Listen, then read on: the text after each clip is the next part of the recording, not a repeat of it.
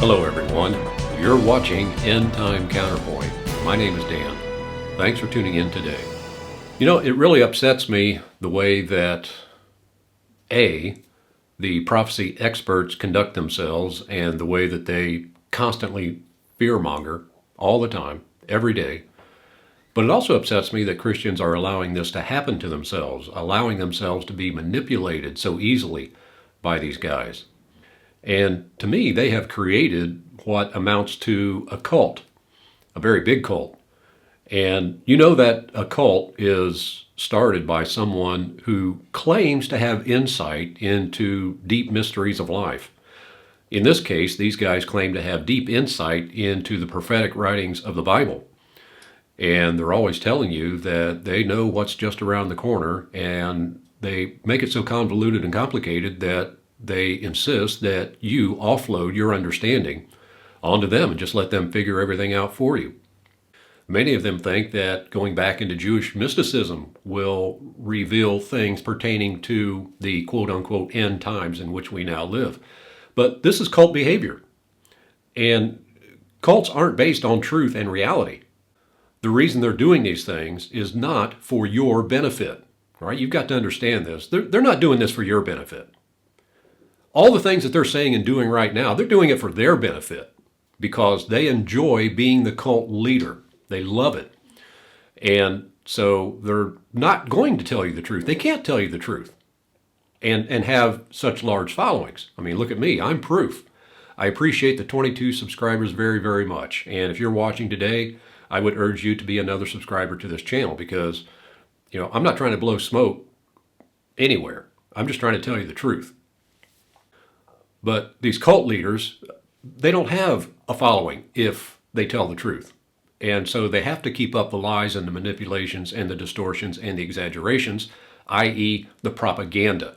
And I can just destroy these guys with one parable that Jesus taught.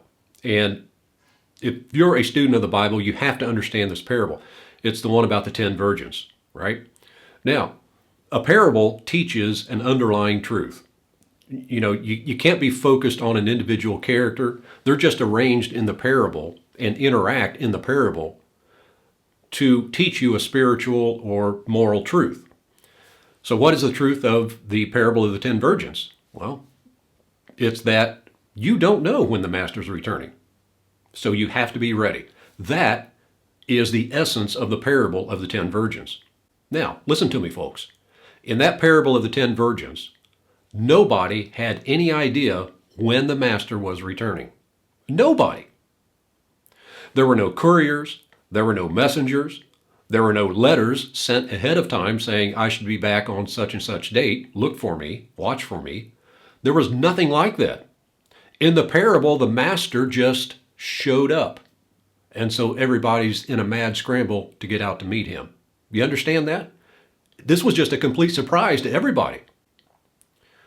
So why then do these guys go on and on and on and on with all this so-called knowledge of prophecy, knowing that the time is at hand, knowing we're living in the end times? And my view is maybe we are, but maybe we aren't. I mean, this thing's been going on for 2,000 years. What's another 50 years or so? So we don't have to be living in the end times. We could be, but I'm not going to say that because nobody knows. Jesus said it's not for you, my followers, to know the times or the seasons that the Father has put in his own power. And Paul tells us that only the Father knew when to send the Son the first time. So apparently Jesus is saying that the Father knows when to send his Son the second time. And nobody knows. Nobody knows when that's going to be. But you got these guys saying that they know all these signs and they know what the Old Testament prophets meant, and they leapfrog everything that the New Testament authors are trying to tell us and gaslight us into thinking that the Old Testament prophets were prophesying of a Russian invasion of Israel. And, that's lunacy. Russia's invaded 2 countries in the last generation or so, and they've been fighting the Ukraine for 3 or 4 years now? And it just keeps going on and on. And every rationale that they have for Russia invading Israel is just stupid. And they say that Russia's going to invade the Middle East for oil. That's how they rationalize Russia's invasion of Israel. But Israel's not an oil-producing nation. If Russia invaded the Middle East for oil, they'd be invading and fighting their allies. Countries like Iran, Iraq, Saudi Arabia, Kuwait, and some of the others, those are people who have, in one degree or another, have cooperated with Russia. So why would Russia invade its friends for Middle Eastern oil? And then secondly, Russia is a major world oil producer anyway. They've been supplying most of Europe with natural gas and oil for a long time now. And so all of that is just malarkey. But these guys keep telling you that Russia's going to invade Israel, and it's just stupid.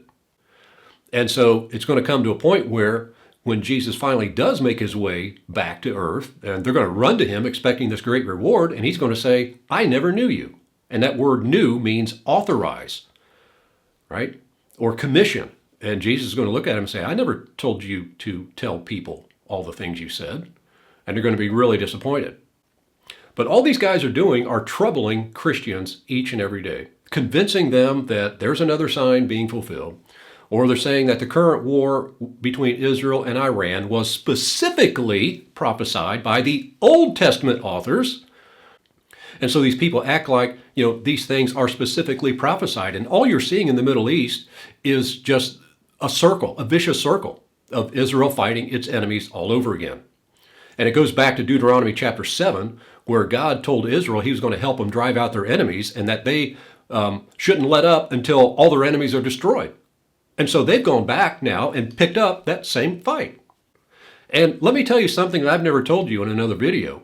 I think I finally figured out the ultimate goal of these end-time prophecy experts, and that's to gain access to the White House.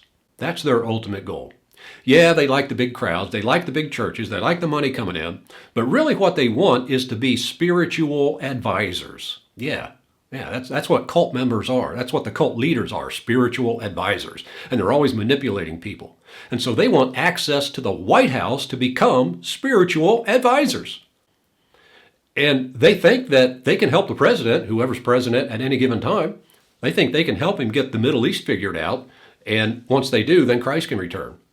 Unfortunately, they're preaching a man-made doctrine. And just like Jesus said about the Pharisees, they're teaching for doctrine the commandments of men. I don't know what to do or say anymore. Like I said, I really appreciate those of you who have subscribed. And if any of you are watching and haven't subscribed, you really need to subscribe. Because all we're doing here is just looking for truth and reality. So, my message to you today is just don't let them trouble you. Don't let them manipulate you. All right? Jesus said in the book of Matthew, I believe it was, he said a lot of people are going to say, oh, I know where Christ is, he's over here, or oh, I know where Christ is, he's over there. And Jesus said, don't follow them. Don't let yourself be manipulated by them. But a lot of Christians are breaking the word of Christ and following these guys today. But like I said, just pay attention to what Jesus said. Don't follow them. You'll know when he arrives. And also the parable of the 10 virgins. That just does it right there. Nobody gets any advance notice of his return. He's just going to show up.